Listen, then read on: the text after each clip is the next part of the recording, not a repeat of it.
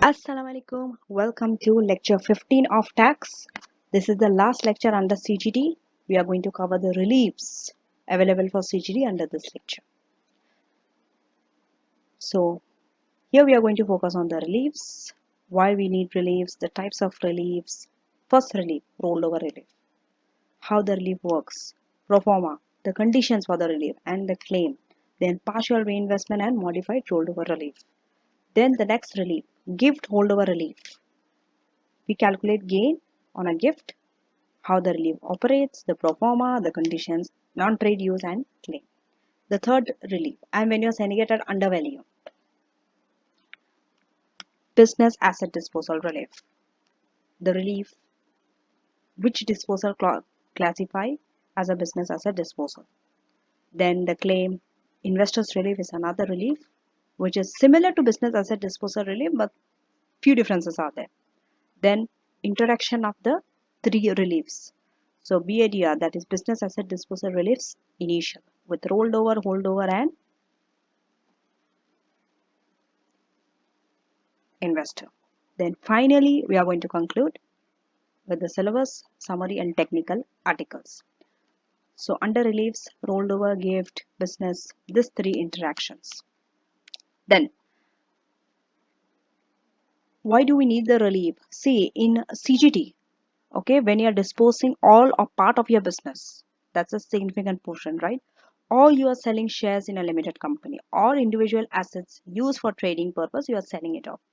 The gain that you are going to get is very significant, and the tax on that also will be very significant. So sometimes what happens when you have to pay a big amount of tax means it could affect the ability to continue as a going concern.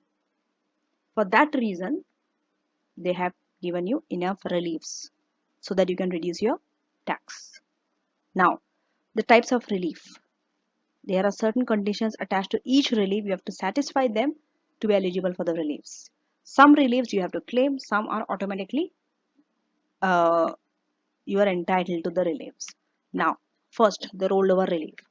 You must have heard about this relief in my previous lecture where you are rolling over your gain rather than paying tax immediately.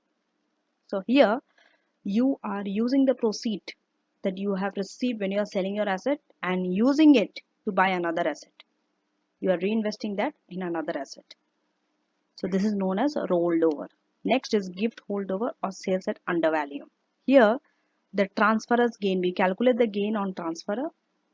It is deferred until the transferee sells that asset at full consideration.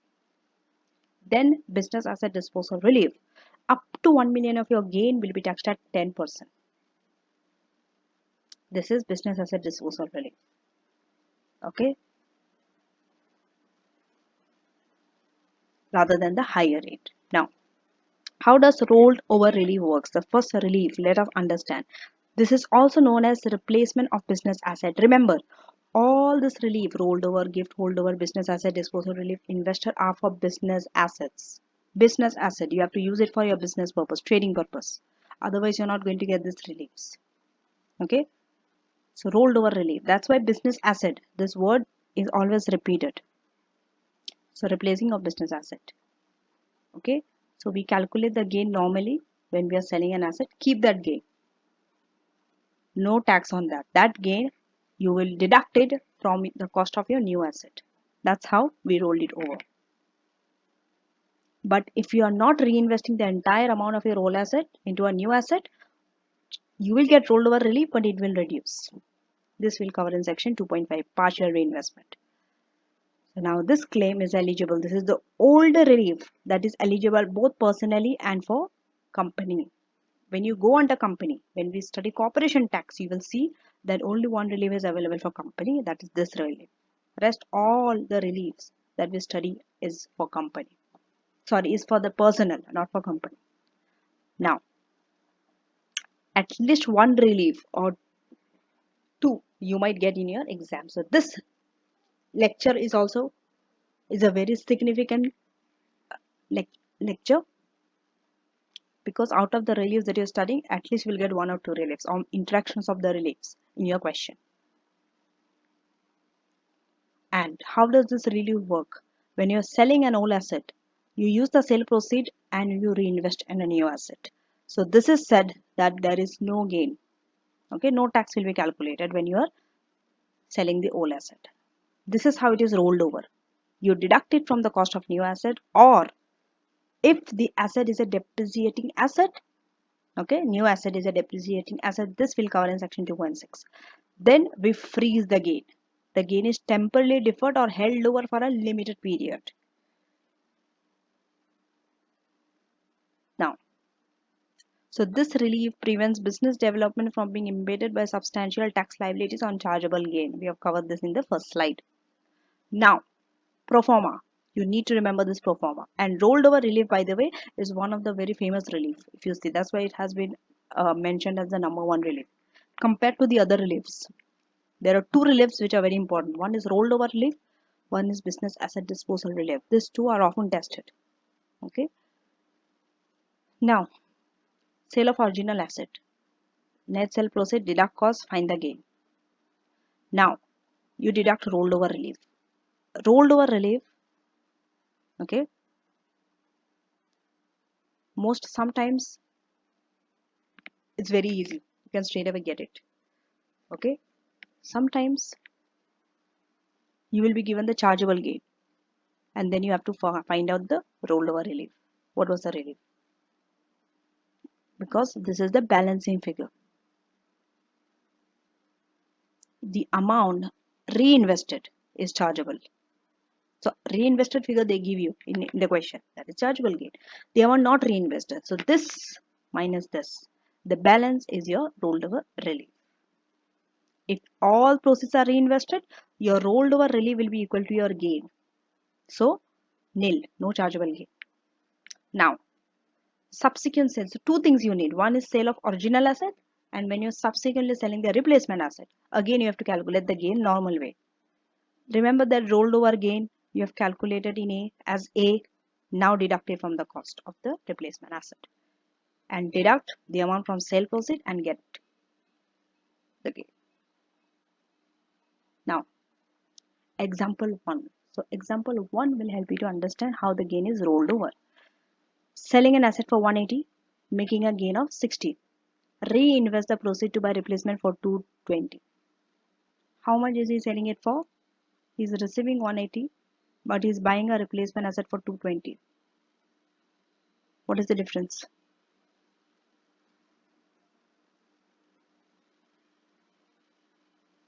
180. Buying a replacement, he's buying more. That means the entire 180 sale proceed has been used to buy this replacement asset, which is 220. Entire amount is replaced. So whatever is your gain will be your rollover relief. So from your sale 180, deduct the cost 120. How do you know the cost is 120? Because you have been given the gain. Just find out the balance. 180 minus 60 is 120. Since gain is 60, you have reinvested the entire amount. So the entire gain is your rollover relief, 60. And your gain is nil. Because your gain is nil, you have a rollover relief of 60. This 60 comes here and will be deducted from the cost of your new asset. And this will be your base cost of new asset. You see? 160.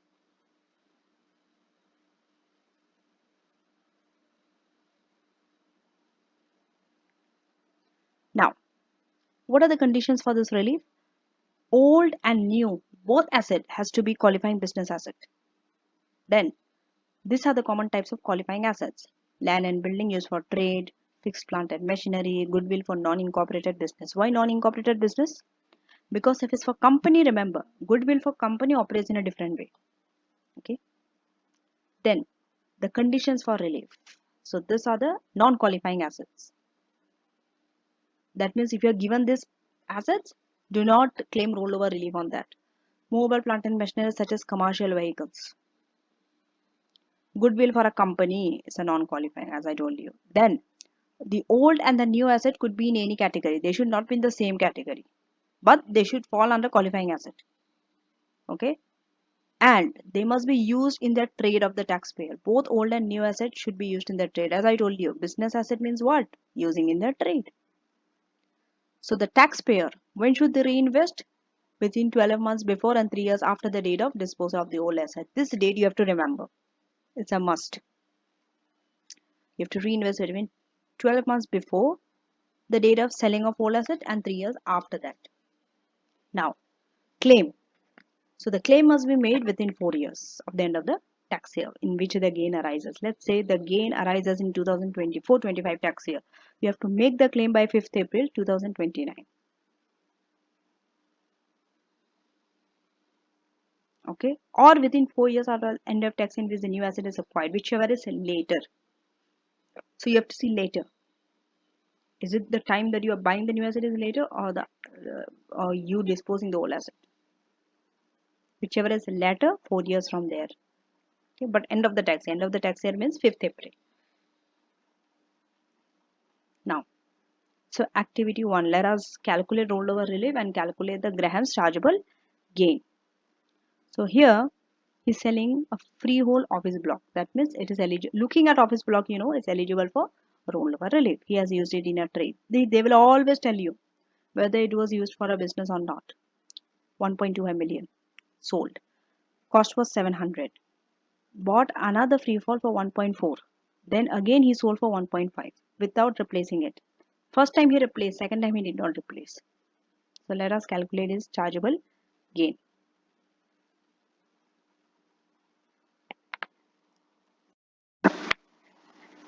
First chargeable gain we'll calculate on September 2019. Okay. Proceed. Cost. So the proceed is 1.25 million and cost is 700.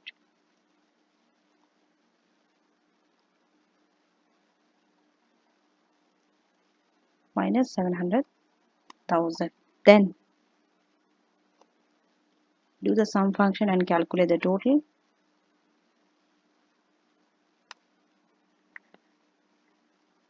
So here if you see, sold it for 1.25, then he bought another freehold for 1.4. He has bought it for more amount. That means entire sale proceed of office block has been used to buy a freehold factory. So full amount reinvested means this entire gain will be rolled over. So rolled over relief is minus 550,000. So 0. Don't write 0, just do the function. Done. So this is your chargeable gain. Chargeable gain is nil. Now, so when you calculate the new asset, that is for October 2024, what happens? So copy, paste. So the proceed this time is 1.4, 1.5 million.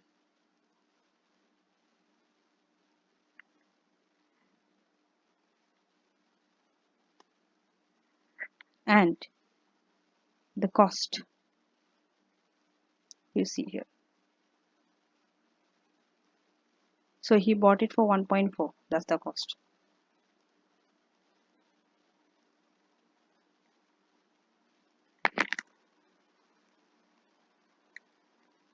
So the cost is 1,400,000. This is your rollover relief.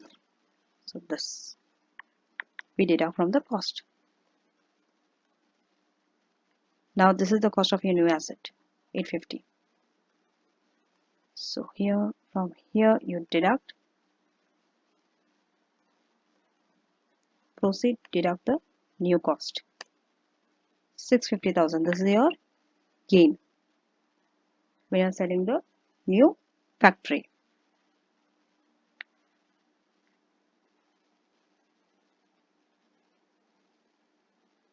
Remember, this gain, this 650 can still be rolled over again if you are investing in another qualifying asset.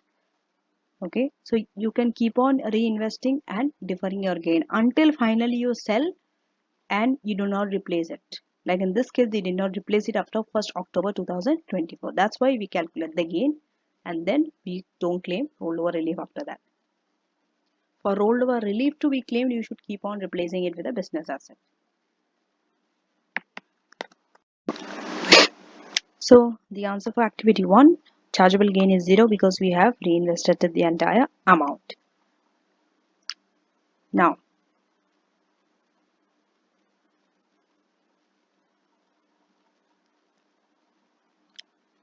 partial reinvestment.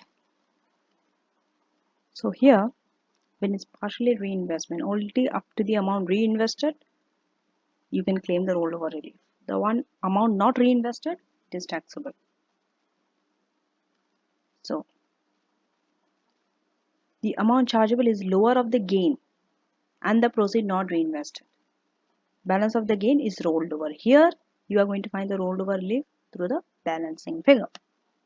So let us do activity 2. Now,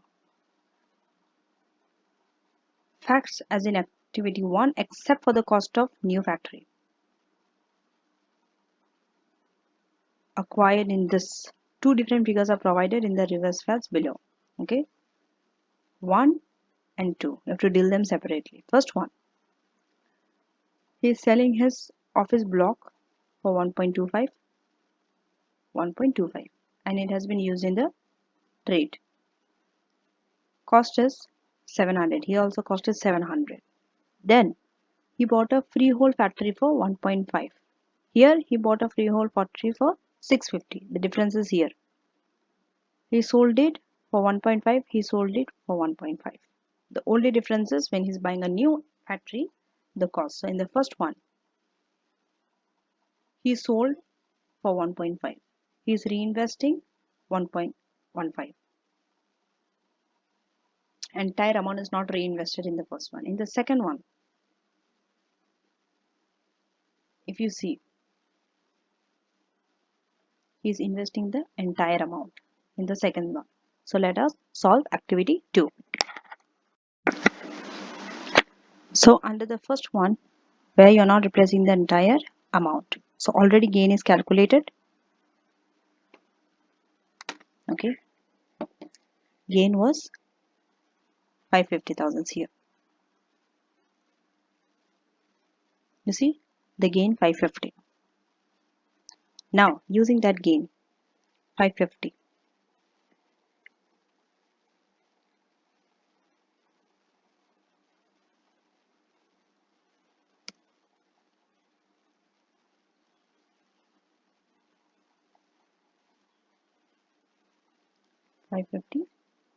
This we have calculated. Now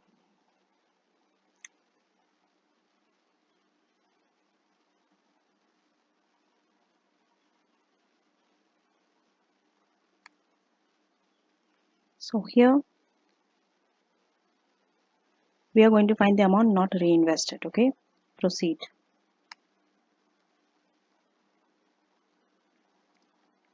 Old factory. Okay, it's 1.25 million. Then cost of new factory.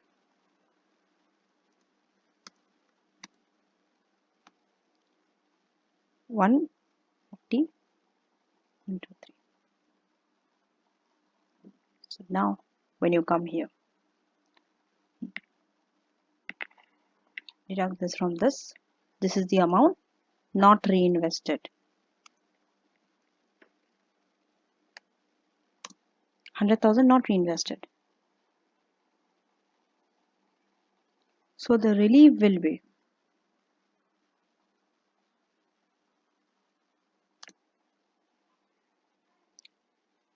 lower of the two. Amount, see this is the gain, this is the amount not reinvested, which is lower. Not reinvested, right? This not reinvested will be a chargeable gain.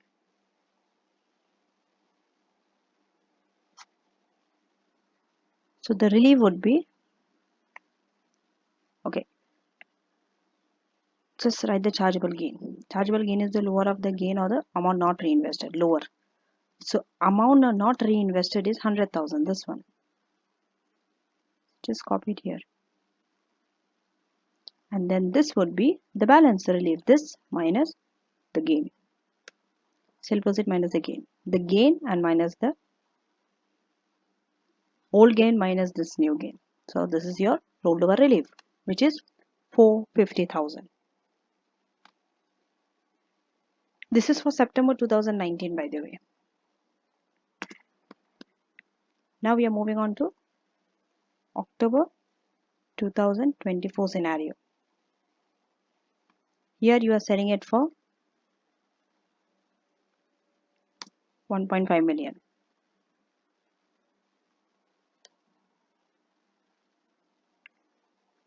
And now cost you will take as July, which is this cost of new factory here. Then from here you will deduct rolled over relief, which is 450 minus 450,000.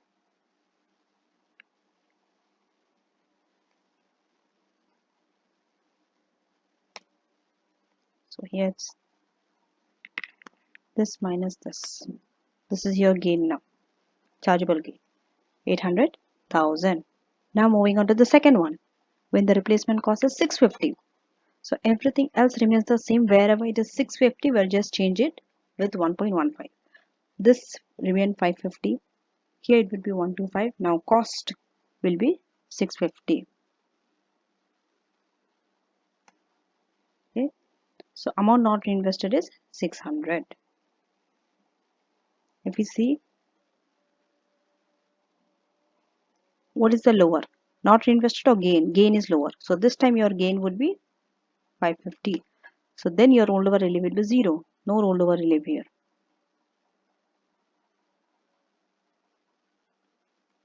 It will be 0 in this case. So from 1.5 you will just deduct 650,000. Since 650 is your cost of new assets. So this time your gain is 850,000 under the second one.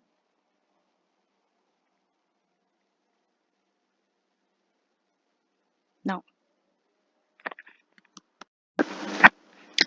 so the answers for activity 2, the chargeable gain, September 2019 under the first one, where you have done partial replacement is 100. Then October 2024 it's 800. Moving to the second, you have replaced fully. So no rollover relief. This is the gain and this is the chargeable gain for October 2024. Moving on to the modified rollover relief.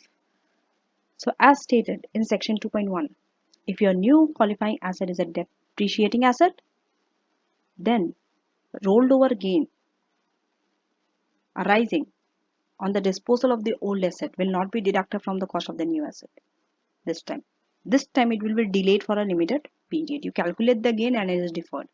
The gain is deferred until the earliest of the three crystallizing event, earliest. First, 10th anniversary of acquisition of new asset. That means 10 years after you have acquired the new asset, 10 years from that day on. Then the date of disposal of new asset and the date the new asset ceases to be used in the trade. Whichever of these three event happens earlier from, okay? So that day you have to calculate the tax that you delayed. This is only for depreciating assets. Always check in the question whether the qualifying asset is a depreciating asset or non-depreciating asset. If it's a non-depreciating asset, until now whatever you have done, from the cost of the new asset, you deducted the rollover relief. But if it's a depreciating asset, earliest of these three events, it will be taxable. Okay, you do not deduct it from the cost of the new asset. So depreciating assets are those assets that are either vesting assets. This vesting assets I have covered in my previous lecture, by the way, right? Assets 50 or less than 50 years. So they are either your fixed plant and machinery, or they will become vesting assets within 10 years of acquiring. That means lease with less than 60 years to expire when acquired. So they are your depreciating asset. Now, activity 3. So you have to calculate gain. In fact, as activity 1, new asset was acquired, was not a freehold factory, but it was a fixed plant and machinery. That means you are replacing in a depreciating asset. So in September, he sold, used it for trade 1.25, cost is 700. He bought a plant and machinery for 1.4, sold it for 700. This time it's depreciating asset. Rest all remains the same. So let us do. So the answer, since we have rolled over the entire amount, we have reinvested. So this was the gain and this would be your rollover relief. Okay. Now, because it's a depreciating asset, this gain of 550 you will not deduct from the cost of your fixed plan. Now, October 2024. So this is a crystallizing event. Now this 550 will be taxable. So if you are seeing, you are selling it, okay, as the fixed plant and machinery is sold for less than the cost. You are selling it for 700 compared to 1.4. This time you are selling it for 700. So here a loss arises. But because the cost of the plant, you see, it was eligible for capital allowance. So you have already got the relief there. No capital loss is allowed here. Understand? Because plant and machinery are eligible for capital allowances. So through balancing allowance, when you are going to sell it, fixed plant, you are going to get a balancing allowance. So you already got the relief under capital allowance. That's why no capital loss will be allowed. You can't deduct this capital loss from the gain. Now, the next relief, gift relief. Here,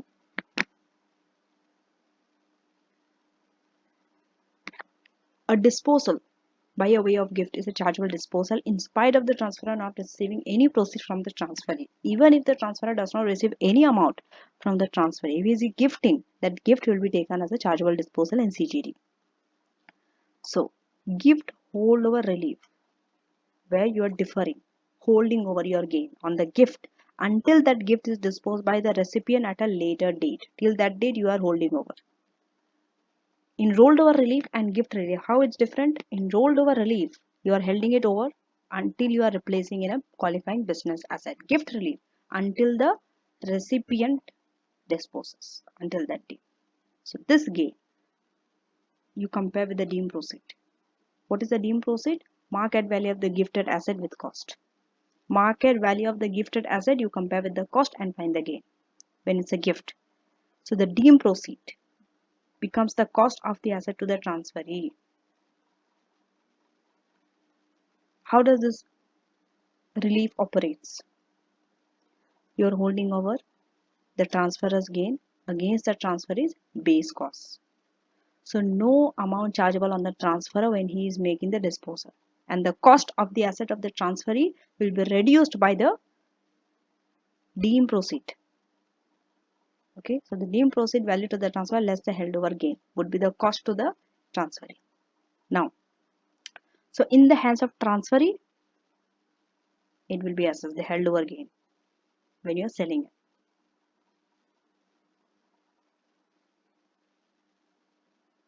Now, here also, when you are making, so a partial form of relief also operates where the disposal is a sale at an undervalue. How we are reducing a rollover relief? When you are not investing the entire amount, same. For gift relief, when you are selling it at undervalue, you will not get full relief, but partial relief you will get. Where you are selling at a price below the market value. We'll cover this in section 3.7, sales at undervalue. Now the pro forma. So this pro forma. First, the transferors, when you are giving the asset. Take the market value at the date of gift, deduct the cost, find the gain. Chargeable gain. Okay. So, it could be nil, okay, unless part of the gain is ineligible for gift holdover relief. If the entire amount is eligible for gift relief, your chargeable gain will be nil. So, once you calculate your gift holdover relief in the transferee's computation, you are going to deduct it from the market value at the date of gift. Deduct and find the chargeable gain on transferee. Now, conditions for relief. Gift must be made by an individual. Gift must be of a qualifying asset, which is either asset that is used in the trade, profession or vocation carried on by the transferor or by the transferor's personal trading company. Shares and securities in any unquoted trading company. By the way, this qualifying asset of gift you have to remember. Otherwise, you don't know whether it will qualify for gift relief or not. Okay. Unquoted trading company, shares and securities. Okay. Or shares and securities in the transferor's personal trading company. If it's a personal trading company, it could be quoted also, unquoted also. Then, what is a taxpayer's personal trading company? Personal trading company means where you are carrying share at least 5%. That means at least 5 means 5% or more than 5% you have to hold in that company. They will give you how much you are holding. Percentage they will give you. Non-trade use. Any gain or part of a gain that is not attributable to the trading use will be ineligible for this relief. Let's say you are only having 70% of the building as a business purpose. Then the gift holdover relief also will be eligible for 70% only. Now, where the disposal is of shares in the transferor's personal trading company, then the restriction for the non-trade use will be applied by multiplying the gain by the fraction. How? Take the market value of chargeable business asset divided by market value of chargeable asset. Remember, chargeable business asset is out of your total chargeable asset. Okay? So market values are the values of chargeable asset of the company on the date of disposal of shares. Now, chargeable business assets are, make sure that you know this list, are your goodwill, land and buildings, plant and machinery, unless car, because car are exempt, okay? Then your chargeable asset is equals to chargeable business asset plus chargeable assets held as investment. Now claim. This also like rollover relief within 4 years on the end of the tax year when you're making the gift. Claim. Here you have to make a joint claim. It has to be made by both the transferor and the transferee. So gift activity 4 where you have to calculate chargeable gain with the gift relief. So here he is gifting, Gino is gifting, or Gino you can say is gifting an ice cream manufacturing business to his son on 1 June 2019. When the market value of the goodwill, the only chargeable asset was 100,000. He has acquired the business, all goodwill for 10,000. Now his son sold the business when the goodwill was worth 160,000. So let us find when we are disposing by Gino and Marco, the transferor and the transferee. First the transferor. So the consideration and cost.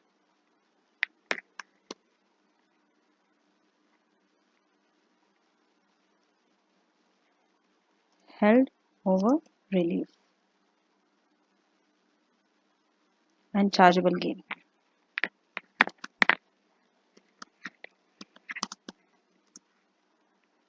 Here it is the proceed.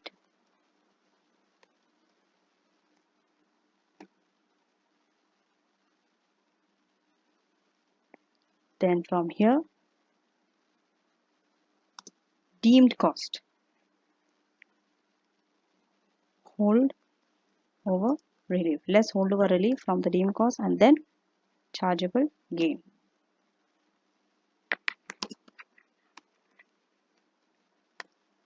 Done. So for Gino, what is the consideration? It was 100,000. Okay. 100,000. The cost was 10,000.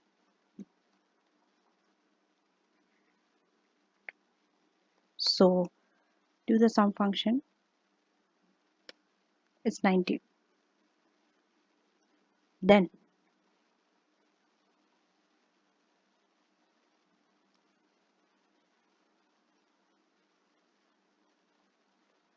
some function. It's 90. So what would be the held over relief in this case?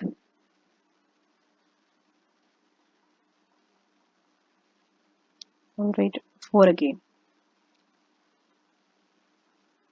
Chargeable asset was 100. Acquire the business for 10. And his son sold the business when the goodwill was worth 160. So since the entire amount was gifted, the business, so entire amount will be holdover. So 90,000. So chargeable gain would be nil. Now, here, Marco is selling it for 160. What is the deem cost? 100. Deem cost would be the sale proceed of Hero. And the held over relief is 90,000.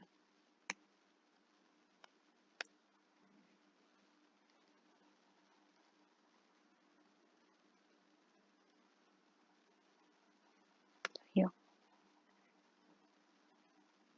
10,000. Now, the chargeable gain would be 150,000. Sorry, it's not sum. It is this minus this. 150,000 is the chargeable gain for Marco. Now, moving to activity 5. Here, he is giving a business to her daughter. Only chargeable is the freehold property acquired for 100.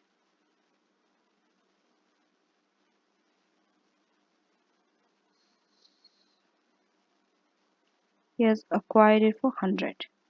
60% the property was used as a business, 40% is residential. Freehold was valued 350. Calculate chargeable gain. And state the future CGT cost to the freehold property. Two things. So now let us quickly do that. Activity 5. In the same place we can do, just change the name. So here when you're gifting the business, market value is 350. Then the cost was 100,000. So the gain is 250,000 because entire business. Remember, 60% is business use. So your gift relief would be this time 60% into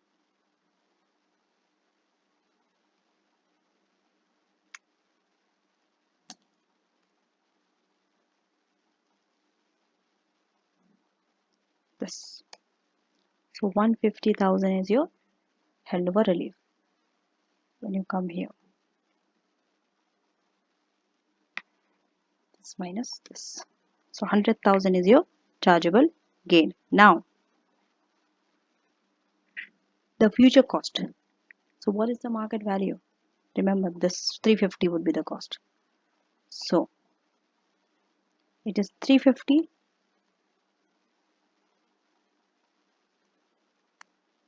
minus the holdover relief, which is 150,000.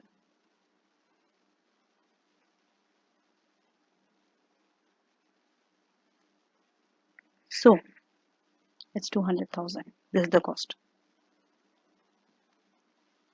Now, activity 6. So here, Mr. Ake gave 30,000 shares in cross to his son. Okay, 30,000 shares. They were valued for 400. So the shares which constitute his entire shareholding, and time is 100% he only owned, costing 150. So it acquisition cost is 150. Now they issued 100,000 ordinary shares, all of which carry voting rights and assets. freehold, goodwill, investment, and current assets. Why did they give you? Because your holdover relief will be restricted by the chargeable asset. Remember that fraction chargeable business asset divided by chargeable asset. That's why they have given you this asset. So assuming all reliefs are claimed, A. Chargeable asset, B. Future cost to his son. Mostly they ask you the future cost also. So these two things are asked. So now let us do that.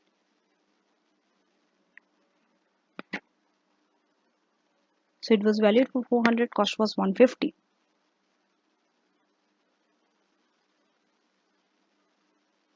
Now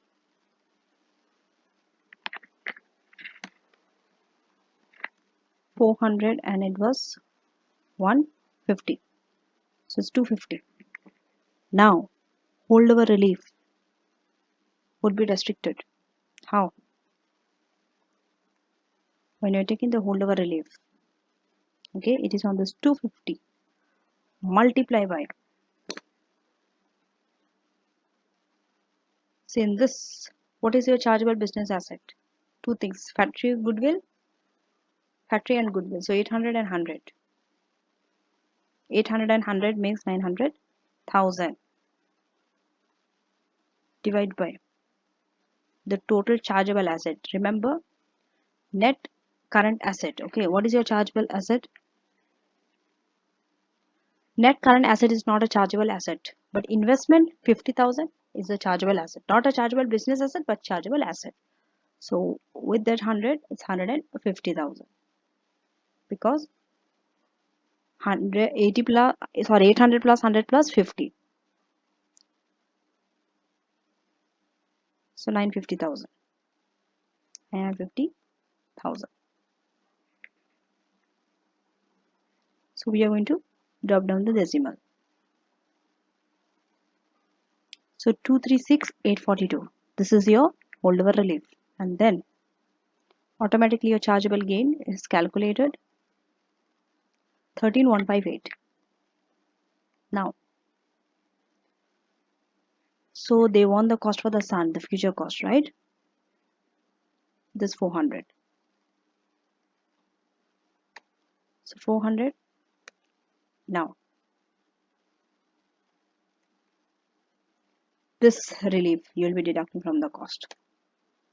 So this would be the cost in the future for the 163,158. So the answer for activity 4, entire amount is reinvested, no chargeable gain. Deduct this 90 from the cost of the new asset. This is the new base cost. And when you deduct from the proceed of the new asset, this is the chargeable gain on the Marco. Then activity 5 we have done, where 60% was for business use, so gift holdover relief was restricted. Then we moved on to activity 6, where we have this chargeable business asset divided by chargeable asset. So chargeable business asset is only this two. Chargeable asset includes this also. Net current asset is not a chargeable asset. Okay. So now when you are selling at undervalue, that means less than the market value. Transfer is selling the asset at less than market value, then this sell is said to be undervalue. In this case, so the market value of the asset at the date of the gift, not the lesser amount of the actual consideration, is used. So we are not using the actual amount of the consideration, we are using the market value of the asset at the date of gift. This is used to calculate the transferor's chargeable gain before the gift relief when you are selling it at undervalue. If actual consideration is less than your original cost, full gift holdover relief is available.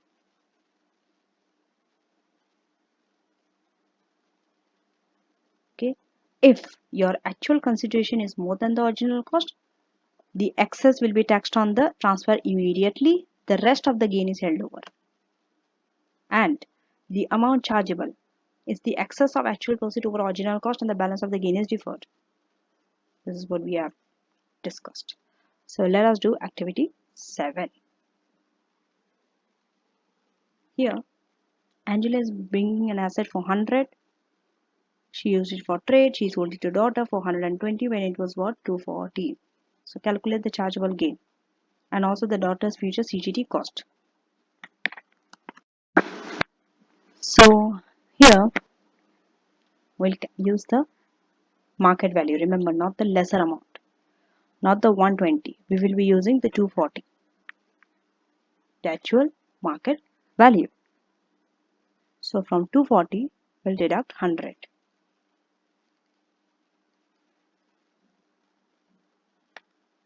Since I already have my formulas in this inbuilt here, I'm just replacing it here. Okay. So 140,000 is the gain before holdover relief. Now, what would be your relief? So your actual consideration.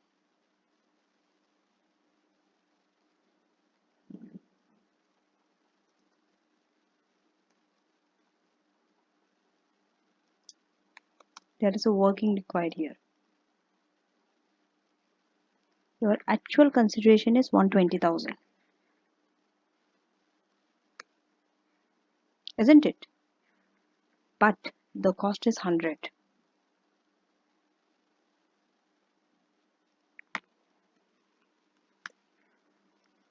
So the realized gain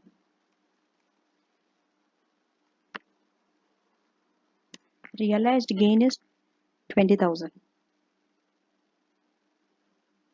So from 140 we deduct 20. That is your realized gain. So your relief would be 120,000, the difference. Okay, it is this minus this. Remember, it is greater than your cost. Your actual consideration is greater than your cost.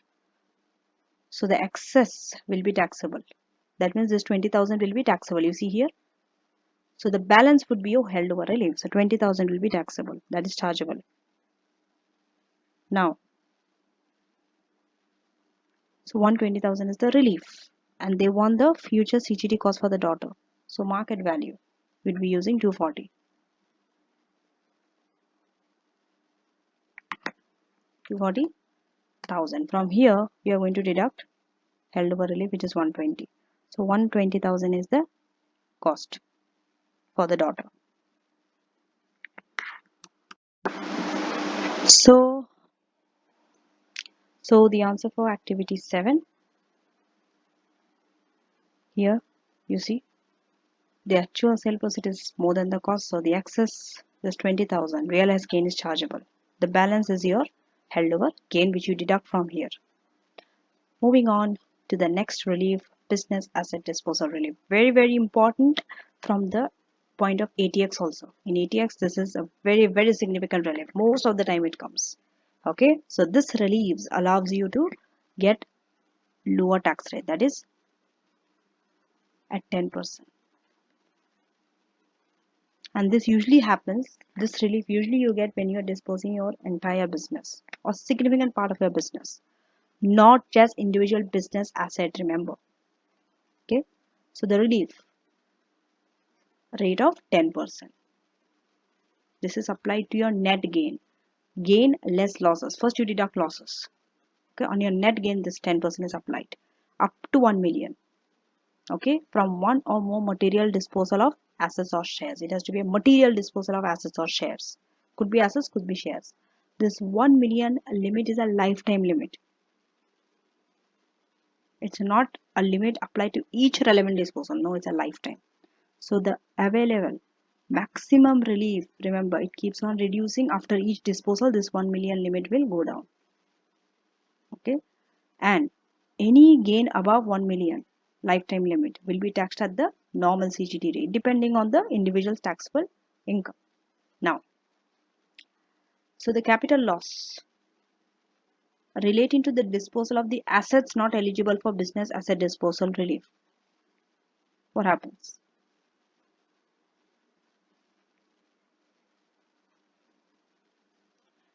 Okay, so the annual exemption should be applied against gains liable to the normal high rates. So if you are incurring a capital loss for disposal of an asset on which was not eligible for BADR, then your annual exempt amount, this apply against the gains that is liable to the normal high rates of CGT before being applied against gains eligible for the lower business asset disposal rate relief to maximize the relief. Did you understand this paragraph? This means the ones which are not eligible for business asset disposal relief, deduct your annual exempt amount from that. If your asset is eligible for business asset disposal relief, do not deduct your annual exempt amount from that so that you can maximize the relief. So gains which qualify for BADR should be kept separate from gains which do not qualify. Keep this in mind. Separate columns needs to be done. Now, gains eligible for this relief, they will be deemed to have observed any unused basic rate before gains that are not eligible. One more thing is added compared to my previous lecture. We told unused basic rate band, okay, will be utilized by the assets eligible for business asset disposal relief. First, now material disposal. For exam purpose, these are your material disposal. You need to remember them. Number one, when you're selling your whole or part of your business or assets owned by the taxpayer for 2 years. Remember, before disposing, you have to own it for 2 years. Second, disposing of shares. Here also you are owning it for 2 years before selling. But the company where you are disposing the share is your personal trading company. That means you are holding more than 5% in that company. That is the meaning of personal trading company. And the taxpayer was an employee full or part-time of the company. And means you have to have greater than 5%. You have to see to it that you are being an employee in that company. Third condition, third material disposal. When you're disposing one or more asset within 3 years following the cessation of trading, that means your trading has been ceased. Within 3 years of that, you are disposing either one asset or more than that, or personal trading company, where the business was owned by the taxpayer throughout 2 years before ceasing. Remember, if it's your personal trading company, you have to own it for 2 years before you're ceasing. So these three are your material disposal. Now, for the purpose of one above, that is disposal of your business. A disposal of a part of the business means a part that is capable of separation operation. Separately you can operate and would not include the sale or gift of one or more assets while the business itself continues as before. That means your business is continuing, you are selling an asset or you are gifting an asset. That is not taken as a material disposal or disposal of a part of a business. No, your business should cease, then you are selling. Next, this relief does not apply to gains on assets held as investments. Okay, only for trading. This rule also applies to your three. What is the third one here? Disposal of assets within 3 years of ceasing a trading business. It has to be a trading business. It cannot be an investment business. For the purpose of two, okay, where you are selling shares. So a personal trading company, taxpayers having owning at least 5% means 5% or more. This percentage, how much they are holding, will be given to in the question. You can decide based on that. Next, this relief applies to the whole value of the shares, even if part of that value is represented by assets held as investment. Remember, if it's shares, whole value of shares, on that you are going to get the relief. Now, some exam advice. So when you're deciding whether this relief is available on shares, consider, is it a trading company? 2 years ownership before disposal? Does the individual have 5%? Is the individual an employee or director? So if this answer is yes, definitely this relief applies. Now, in the question itself, they will tell you it's a trading company or not, they have owned for 2 years or not, they had 5% or not, they were an employee or not. Okay. Now, claiming. This you have to claim when? Not 4 years. This is different. Here you have to claim in relation to each material disposal, no later than the first anniversary of 31st Jan following the tax year of disposal. Look at the tax year of disposal, then the first anniversary of 31st January. So the date has to be 31st January. First anniversary from your tax year of disposal. If your tax year is 24-25, so 25 following the tax year. First anniversary following the tax year.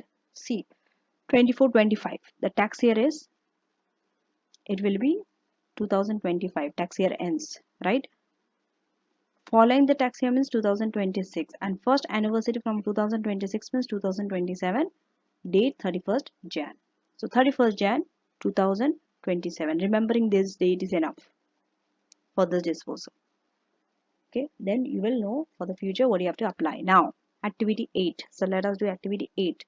You have been given the cost and the market value. Calculate CGT. So here commence trading. Retired and sold the business. Goodwill is there. Freehold offices is there, but 30% was not used for business purpose. That means business use is 70%. Then freehold warehouse, other non-chargeable assets. So Jack had made no other chargeable disposal and had unrelieved capital loss of 35,000. Remember, capital loss, the loss relief I've covered in my previous lecture.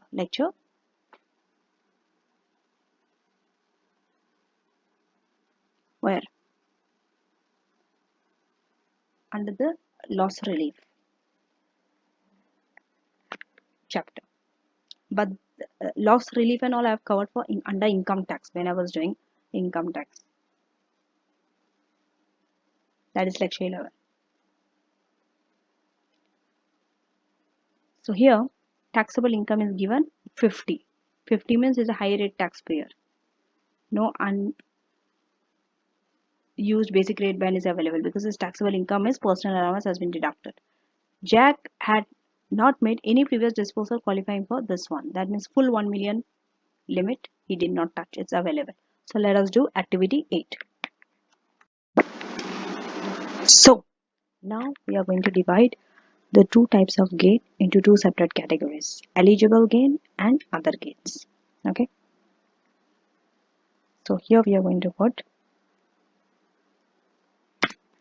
eligible gains and other gains.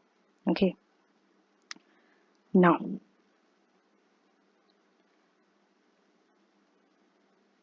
so we need to do working for the gains eligible for business asset disposal relief. Now when you are selling a business,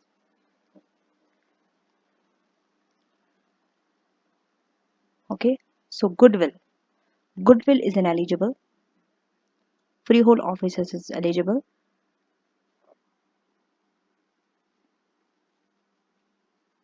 so these are the two assets that is eligible. Now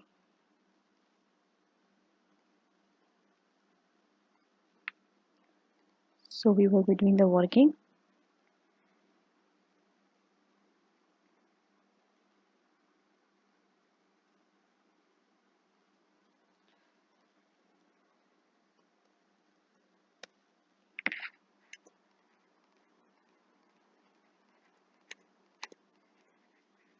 so working when you are selling the business. First is goodwill, GV. Goodwill is for 474,000.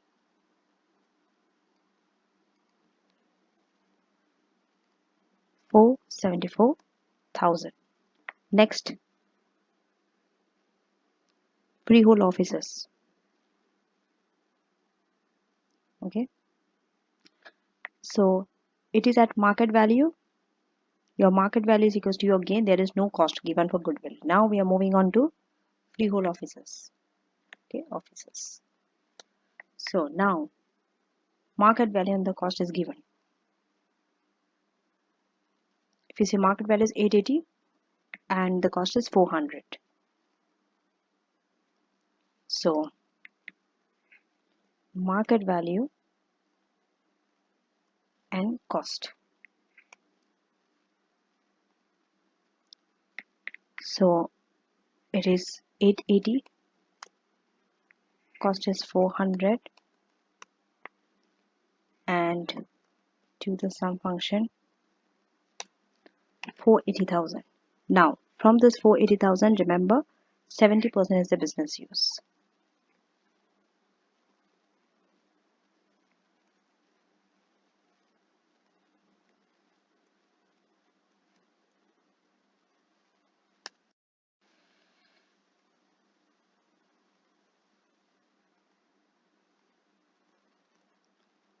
So 336. So one gain is the goodwill.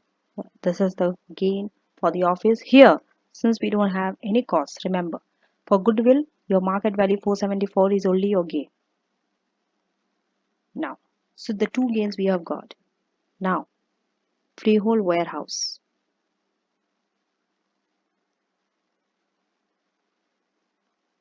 Okay, warehouse is also eligible. So if you see the warehouse, you have been given 420 and 250. 420 and 250 as the cost. So here if you do the sum function, 170. Now add all the three gains because all three are eligible for business asset disposal relief. 980,000. Okay. So this is the total gain. And gains not eligible for business asset disposal relief. That is,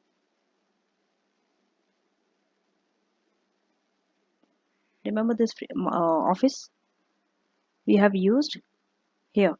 We have taken 70% eligible. So 30% of that is not eligible. So here if you take this, 30% is not eligible for business asset disposal relief. So your other gains not eligible for business is 144. So now, since we have done the working, we'll go to the table and put it. Gains, eligible gains.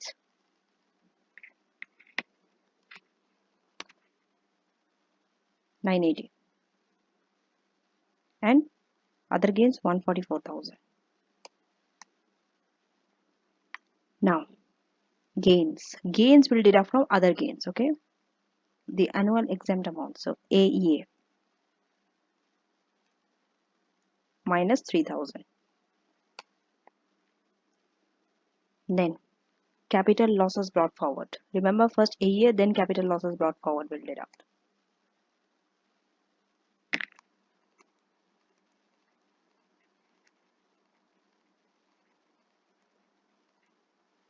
So here we need the sum function. Now we are going to deduct capital loss brought forward. Remember, it's the brought forward loss, not the current. Otherwise, the current year loss will be adjusted before AEA if it was current year. Now, so capital loss brought forward is 35,000. This also will be taken from other gains.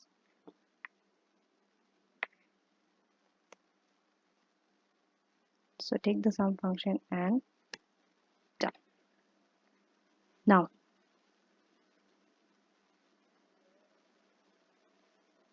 so as you can see, your taxable income is more than the basic rate.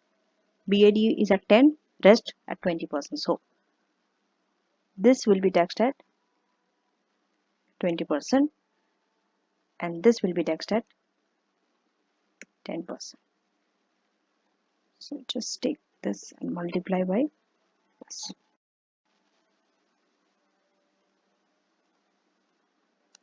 Done. So if we take it here, okay, what happened? It is 20% on 104. No, it's not on this, it is on 106. You see? So if you add this together, that is your total CGT. This is from this 109 119,200. Okay.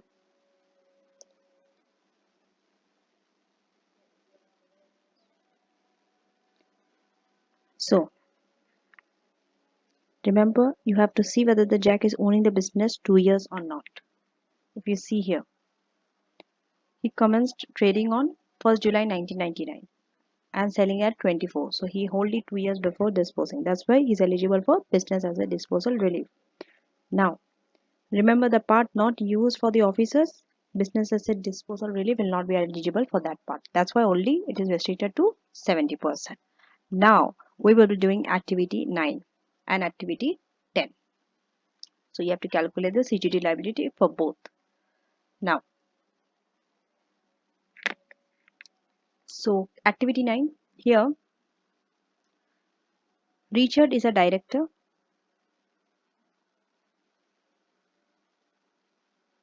Is a director. Means what?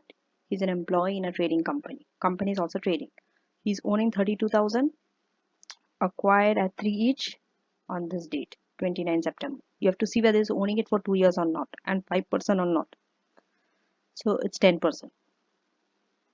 Okay. Now, so he's having 10%. 10% he's owning. On 30th September 2024. Did you see the date? From 2022 to 24. He's owning it for 2 years. So all the conditions that are eligible for B, A, D, R are satisfied. He's an employee. He's owning it for 2 years and personal trading company. So he's owning more than 5%. He is owning his entire shareholding. Market value was 30 each. Okay. He made no other disposal. That means why is he saying he had made no other disposal in this tax year? So that you know AEA is eligible. Okay, you did not utilize it, and also your business asset disposal relief full limit is there.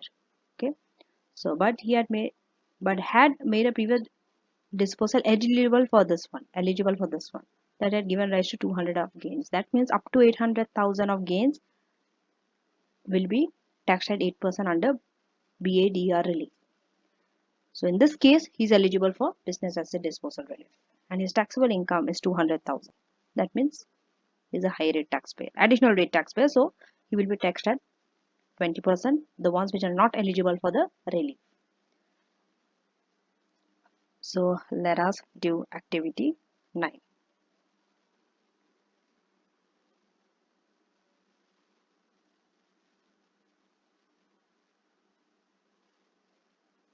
Now, this is the same thing. So here, I am going to use the same table, eligible gains and other gains, and the working required. So here, it is shares that you are selling. And shares are eligible for business asset disposal relief. Now, market value. Okay, shares. So what is the market value of shares? It is 30 and you are having 32,000. You are selling the entire shares. So the amount would be equal to 30 into 32,000 and 60,000. Now the cost 3 cost would be minus 3 into 32,000.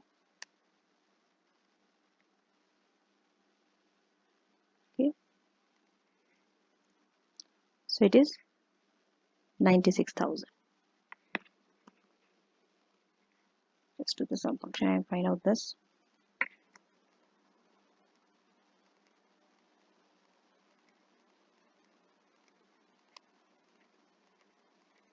So here you see it is 864. Now remember, when it is eligible for business asset disposal relief, make a note of it. Why? Number one reason, it is a personal trading company. He is an employee and is owning the shares for 2 years, and he is having at least 5% in that company.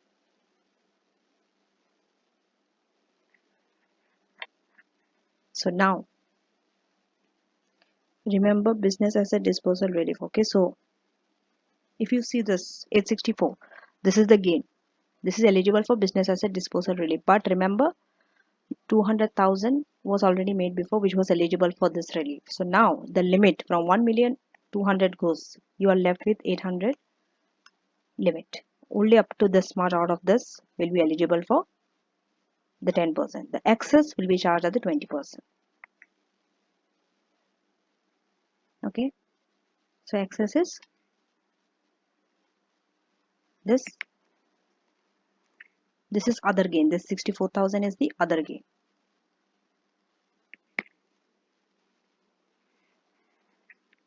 And here it is 800,000.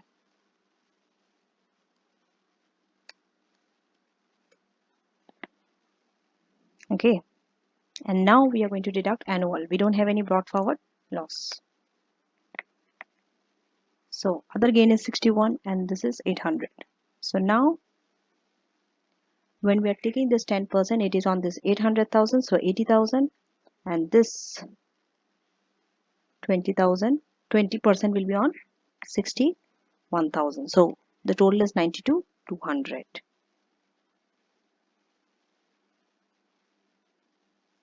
Now we'll be moving on to activity 10. So Nigel was the owner. He have set up on 1st Jan 2013. On 30th June 2023, business ceased trading. That means he's owning it for 10 years, more than 10 years. And on 30th September, he sold the freehold premises 750 that had a cost 300. Now, he made a code of disposal of quoted shares in an investment company. Realized a chargeable gain of 15,000. What is it? Investment company. So remember, investment company is not a qualifying this thing.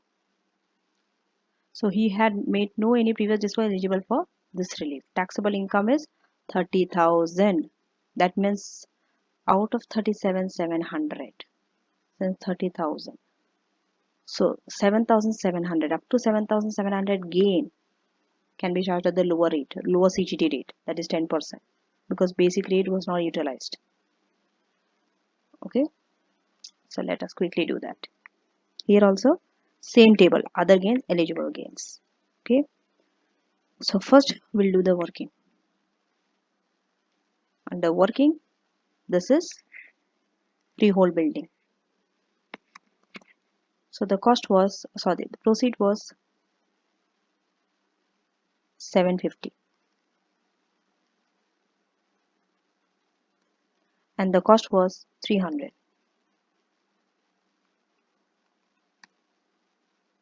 So this is the gain, 450,000, and this is eligible for your business asset relief, and it is less than 1 million. So whole 450 will be eligible. Why?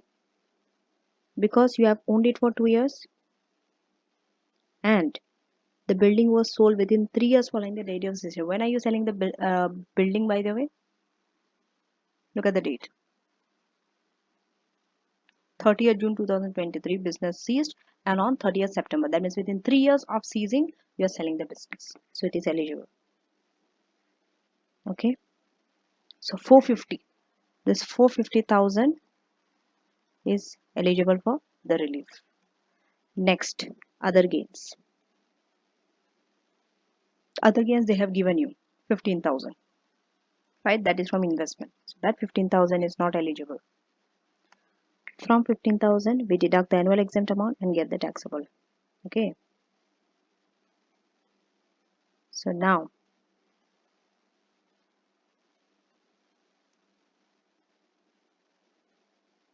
remember, unused basic rate band first will be utilized by the eligible gains, the one which is qualified for business asset disposal relief.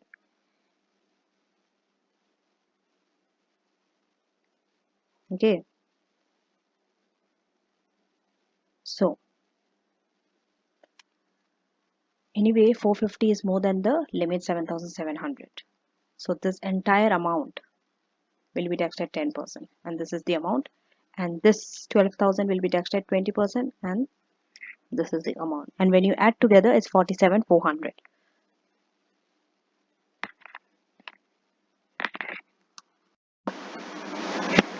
So this is the answer for activity 8. We have divided into two. Eligible gains and other gains is shown under the working. We deducted annual exempt from other gains and capital loss brought forward also from other gains. And this is a 10% BDR and the rest is 20%. So the working is shown here. There are three assets: goodwill, freehold office and warehouse. Freehold office only up to 70% because the rest is 30% which was private use. So here the notes, please make the notes and you have to write this, okay? Why you are eligible for the relief, you have to write it. Number 1, own the business 2 years before selling. And it does not apply to the gain not used for business purpose. Then moving to activity 9. Here also is the same. It's into two categories: annual exempt from other gains. So working is shown here. Here one thing is there, the limit is reduced by 200,000 before. So you are only eligible for up to this much of this one. This excess is other gains. So these are the three notes why he is eligible for this one. He was an employee, number 1. Number 2, owned the shares for 2 years and it was a 5% company and the limit is 800. Activity 10. Same, eligible other gains. This is deducted from other gains. Here there is an unused basic rate band, but that 7,700 is included in the 450 and taxed at 10%. Now, here it is eligible because he have owned it for 2 years and from the date of seizing, within 3 years he have sold the building. Now, next relief and the last relief for this lecture, investors relief. This relief extends your business asset disposal relief to those investors who are not meeting the condition for the business asset disposal relief. So, while the business asset disposal relief applies to the gain on shares that are in the individual's personal trading company, they have to be an employee. Investors relief is available where the taxpayer is not an employee. So, even if he is not an employee, he will get this relief. And there is no minimum shareholding like in the business asset disposal relief. Here also CGT rate is 10% for this relief. So, this is available to gain on shares in an unlisted trading company. Company has to be trading. Now, these are the qualifying conditions. First, have to be newly issued on or after 17 March 2016. Next, it has to be an unlisted trading company, okay, or an unlisted holding company of a trading group, and it have to be continuously for at least 3 years after this one. Have to held the shares at least 3 years after 6th April 2016. If all the conditions are met, 10% rate. Remember, all conditions has to be met, not one of them. All conditions met, 10% rate is applicable. Lifetime limit is 10 million, more than the business asset disposal relief. This is a separate lifetime limit. Okay, lifetime limit means each time you keep doing the investment eligible for this relief, 10 million limit will reduce and it's for lifetime. Now, example 2. Here we are going to use. So here, subscribing for 60,000, unquoted trading company, they will always give you whether it's quoted, unquoted, trading or not. Okay, on June 2020, shares were issued, shareholding. Okay, now he sold 3 per share, no other gain loss. 3 per share. So how many shares did he subscribe for? 60,000. So 60 into 3 is 180. This is the proceed. 60,000 is the cost. And deduct the AEA and it is eligible for 10% because it's qualifying for the investors relief. Now, so interactions of the relief BADR with the rollover relief. First, remember rollover and the relief business asset, they cannot interact with each other. Reason, if a taxpayer is a company, business asset disposal relief does not apply. It does not apply for a company. If the taxpayer is a personal taxpayer, let's say they are conducting a trade, then if you are selling disposing a single asset that you are using in the trade, then business asset disposal relief is not applicable for a single asset. Okay, but in this case, rollover relief will apply. If you are selling a single asset, disposing, a rollover relief will apply for that, not for business asset disposal relief. For this relief to operate, you have to sell the entire trade. Okay, So you are running the trade, you are selling a single asset while the trade is running. Business asset disposal relief will not be available, but rollover relief is there. Now, with the next relief, gift holdover relief. So, disposal, which is material disposal for business asset disposal relief, could also be your gift, okay, or sales at undervalue.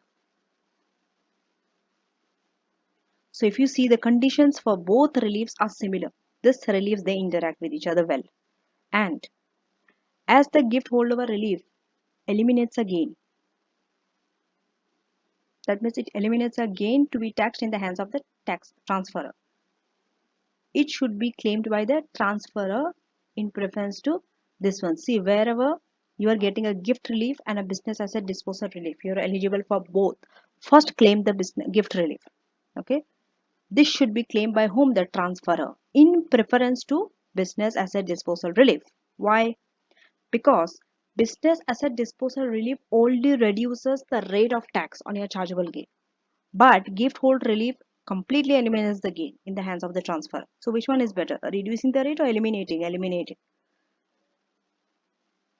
Okay.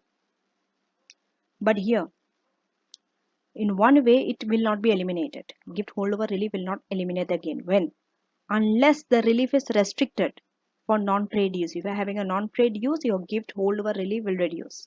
Or if your sale proceed is exceeding the cost under the sales at undervalue rules. In these two conditions, your gift holdover relief will not eliminate the gain in the hands of the transferor. Some portion of gain will be taxable in the hands of the transferor. But otherwise, if the entire gain is eliminated, better to first claim gift holdover relief over the business asset disposal relief. Now, however, there are situations where gift holdover relief might not be beneficial. So the primary disadvantage is on the transferee because he cannot escape.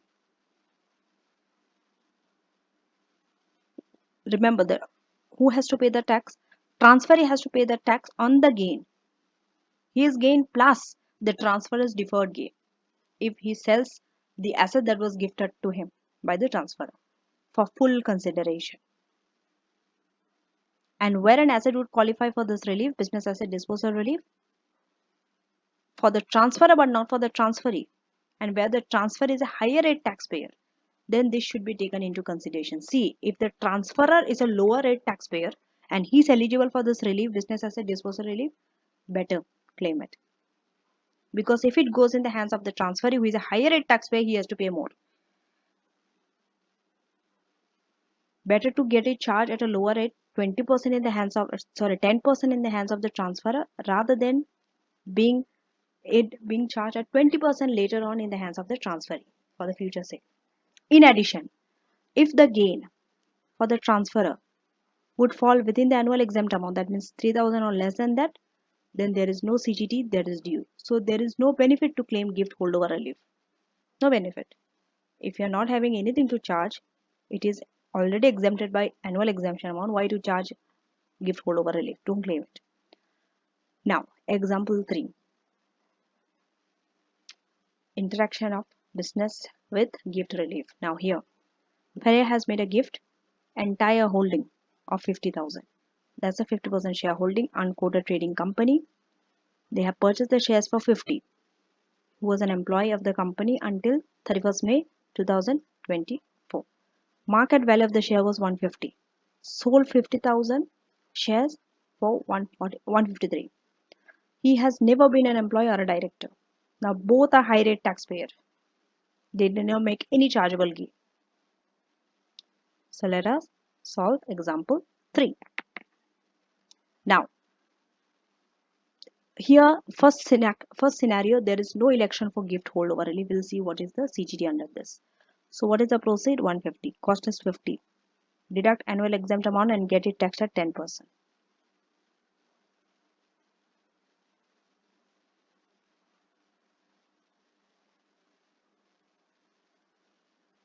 This is whose? Freya's. What about Sebastian? Both Sebastian and Freya are higher rate taxpayer. Now, so if you see the CGT liability, it is taxed at 10% for Freya. Okay, and this deemed proceed 150. You see, it is deducted from the sale proceed of Sebastian. You have sold it for 153.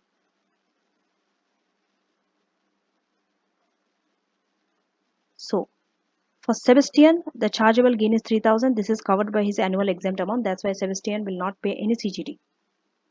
Okay, Freya is paying 9700. Now, coming with election. So we'll see Sebastian. He is the what? Transferee. So this is the disposal process. This is the cost, and from here the whole held over gain is deducted. 100,000. Why 100,000? Because this was the chargeable gain. Okay, this is held over. We deduct, and then we get the chargeable gain, deduct annual exempt amount, and get it taxed at 20%. Now you will know why it was 10 and 20%. The reason is here. If you are not understanding, Sebastian's disposal does not qualify for business asset disposal relief. You see, because he was not an officer or an employee and did not meet the condition of 2 years also. That's why he's charging at 20%. You understand? But Freya is getting it 10% because he's qualifying. He has met the condition. And a claim for the gift holdover relief will result in an overall CGT of 20 compared to 9700 if no claim is made. So in this case, a claim is not beneficial. Okay, 9700 versus 20,000. It's huge difference. So we have covered section C, computation of CGT. We have applied the business asset disposal relief, investors relief, then exemption, rollover relief, holdover relief, and let us summarize. So rolled over relief just roll over the gain into the cost new asset. That means from the new asset cost you deduct the rolled over relief. So this proceed you have to reinvest within 1 year before and 3 years after the disposal. Relief is reduced if the amount is not reinvested. And held over gains, you do not deduct from the cost of the new asset. Okay? Especially when it's a depreciating asset. Rather, you keep the gain, you find the gain and keep it, and you have to pay the tax in the earliest of the 3 crystallizing event. And the market value of the gift is deemed the transferor's proceed. Okay, and the transfer is cost. They will give you this. So the market value of the gift will be the proceed for transferor and cost for the transferee. We have done it. And the gift holdover relief applies to the gift of qualifying business asset made by individual, not companies. Companies are not eligible for this relief. Only the rollover relief is eligible for companies out of this list. Both transferor and transferee has to make joint claim for this relief.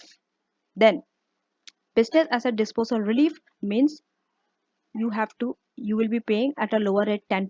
Your gain will be charged at 10% following the conditions that you are making. Remember to net gains after deducting the loss.